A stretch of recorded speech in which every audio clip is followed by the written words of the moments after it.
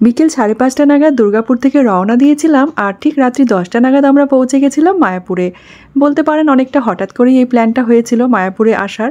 বেশ কিছুদিন ধরে আমরা ভাবছিলাম যে অনেকদিন কোথাও ঘুরতে যাওয়া হচ্ছে না, আর একদম কাছাকাছির মধ্যে মায়াপুরটা কিন্তু বেশ ভালো জায়গা একটু ঘুরে আসার জন্য। প্রায় 10টা বেজে গেছিল আমাদের মায়াপুরে পৌঁছাতে, তো আমরা গীতা ভবনেই উঠেছিলাম।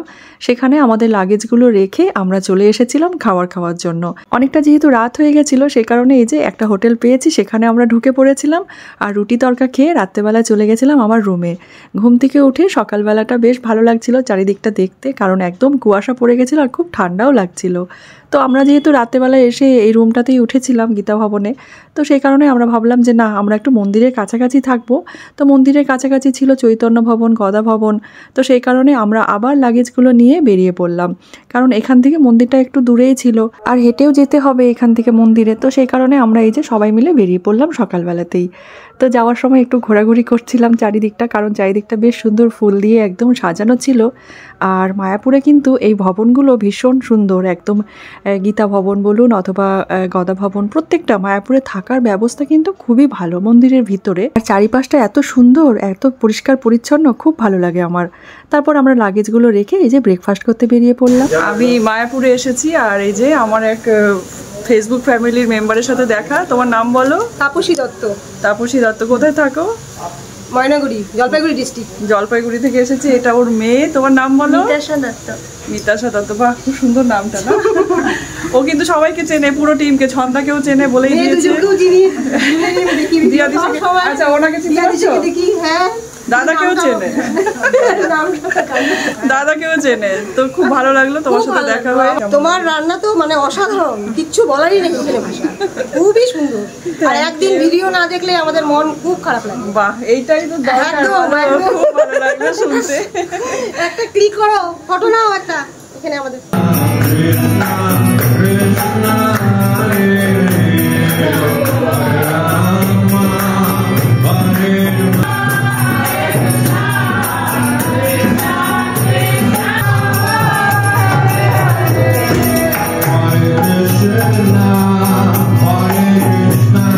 টোটো করে যাচ্ছি আমরা এখন গঙ্গা স্নান করতে।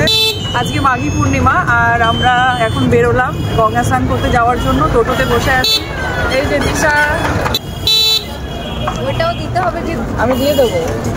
এই যে ছন্দা, ছন্দা কই? তারপর আমরা পৌঁছে গেলাম গঙ্গার ঘাটে। এবার স্নান করব। আর বেশ কিছু মানুষজনও ছিল আর সকাল থেকেই বেশ ভিড়ই ছিল গঙ্গার ঘাটটা। তো আমরা যখন পৌঁছেছিলাম মোটামুটি 10:30 11টা বেজে গেছিলো।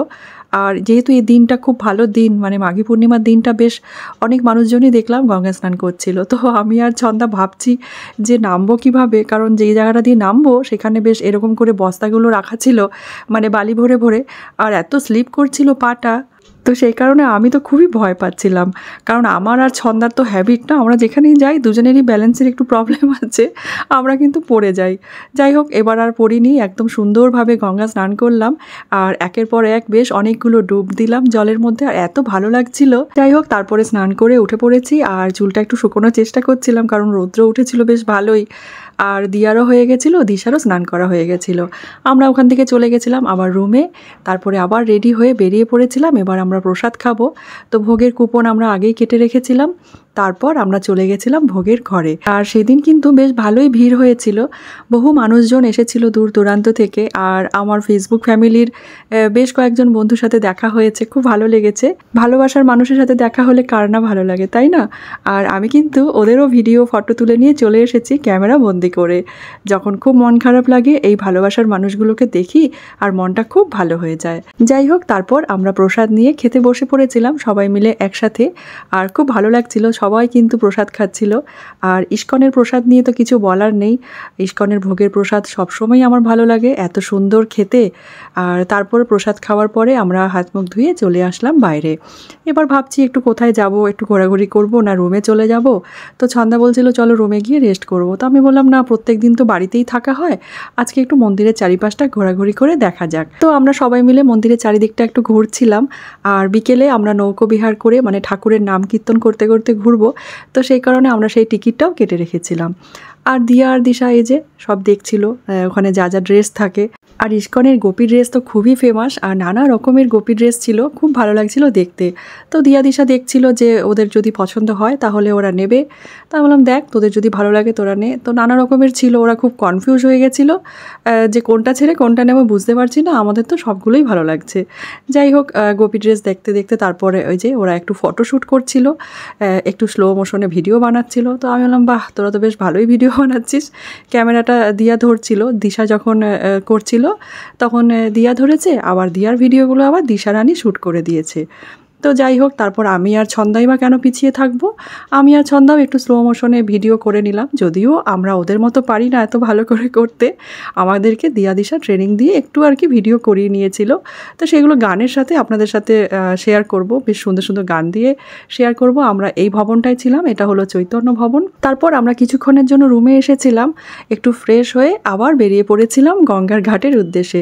তো এই যে গঙ্গার ঘাটে পৌঁছে গেছি, তারপরে আমরা নৌকো করে একদম নৌকো বিহার করতে বেরিয়ে পড়বো, আর ঠাকুরের নাম গান করতে করতে পুরো গঙ্গাটা ঘুরবো।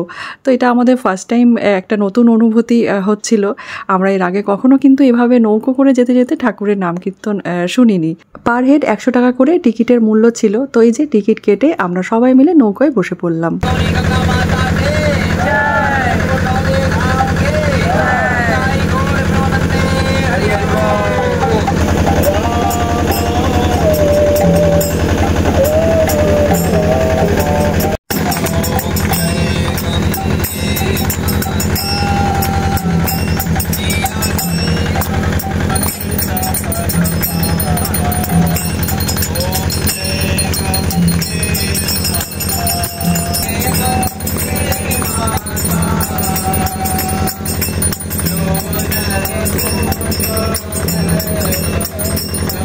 নৌকো করে আমরা 1 ঘন্টা ঘুরলাম আর ঠাকুরের নাম কীর্তন শুনতে শুনতে গেলাম, ভীষণ ভালো লাগলো। তারপরে এই যে নেমে পড়েছি আবার নৌকো থেকে, আর এখানে একটা রাশিয়ান মেয়ে ছিল, ও স্নান করে যাচ্ছিল আর কি। তো আমরা আবার ওকে ধরে একটু ক্যামেরাবন্দি করে নিলাম, ভীষণ সুন্দর দেখতে।